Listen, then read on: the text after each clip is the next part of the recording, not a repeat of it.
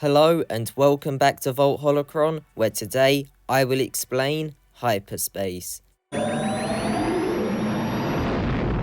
Hyperspace is another dimension which could be used to travel large distances across the galaxy. Hyperspace was not well understood, but is a dimension of space-time separate to real space, the normal dimension Star Wars is set in. Hyperspace doesn't follow the laws of space and time, given the properties which made it good for travel. Stasis fields could be used to slow time on ships travelling through hyperspace so that the people on board would age at the same rate as the people within the galaxy. To access hyperspace, molecular displacement is needed. This could be done through travelling above the speed of light. This molecular displacement created a Simu-tunnel, also known as a hypertunnel, which was a tunnel-like pocket of real space. This allowed the safe travel through hyperspace. Hyperspace tunneling also seems to be a way of accessing hyperspace, or something similar. I'll revisit hyperspace tunneling later, as there are some interesting aspects about it. Positions in hyperspace were aligned with positions in real space, and objects in real space had a shadow counterpart in hyperspace. Hyperdrive engines were needed to travel in hyperspace, and preserve the mass-energy profiles of ships. If a hyperdrive failed in hyperspace, or a ship without a hyperdrive detached in hyperspace, the ship would exit hyperspace immediately.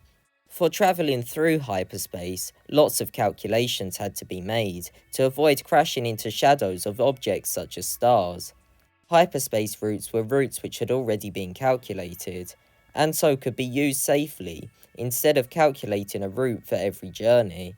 During times of war, the development of new hyperspace routes was very important, as it could allow for faster movement of naval ships. Gravity well projectors could be used to pull ships from hyperspace, or to stop them jumping into it. They worked by creating artificial mass shadows. When a ship entered hyperspace, the look of it accelerating was called pseudo-motion. When jumping to hyperspace, ships emitted chronal radiation, which could be detected by sensors.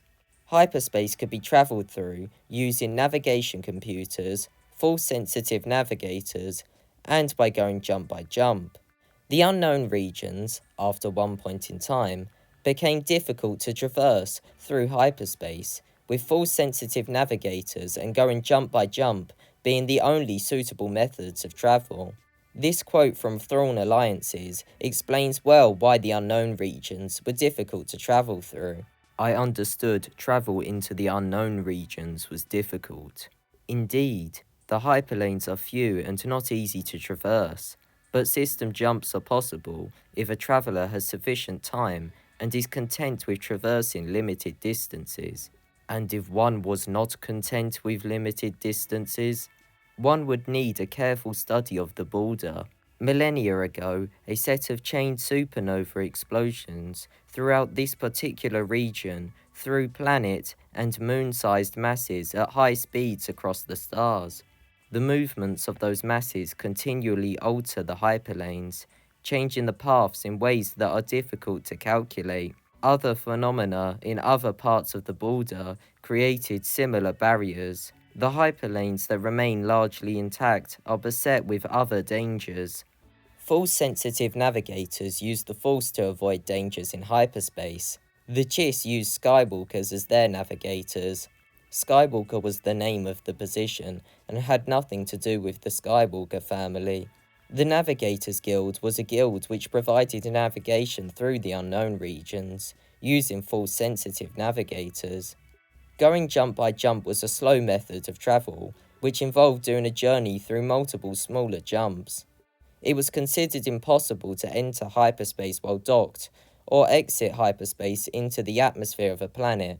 However, Han Solo did both in the conflict with the First Order. Starships had safety protocols to prevent the use of hyperdrive engines within the gravity of planets. These protocols could be switched off, but it was dangerous because it gave the risk of a ship blowing up, becoming damaged, or falling apart in hyperspace. Legend said that it was the Rakatans which developed hyperspace travel. The Great Hyperspace Disaster was a disaster during the High Republic era, in which the Legacy run crashed into a nihil ship in hyperspace. This scattered pieces of debris into real space, causing damage to many planets. The Purgil were a semi-sentient species which could travel through hyperspace naturally. There also existed sub-hyperspace. This is what the First Order referred to a hole in the space-time continuum for which phantom energy travelled as. Quintessence, a form of dark energy, could be transformed into phantom energy, another form of dark energy, and used to access sub-hyperspace. Starkiller Base used sub-hyperspace for its weapon. Now on to hyperspace tunneling.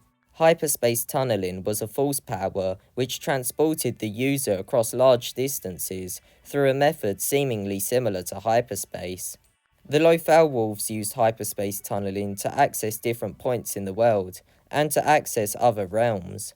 The White Loth-wolf transported Ezra and his friends through hyperspace tunneling, which left those transported dazed and momentarily unconscious, with the tunneling having no effect on the White Loth-wolf. The Starkiller base weapon also used hyperspace tunneling. Thank you for watching, I hope you enjoyed the video, and bye.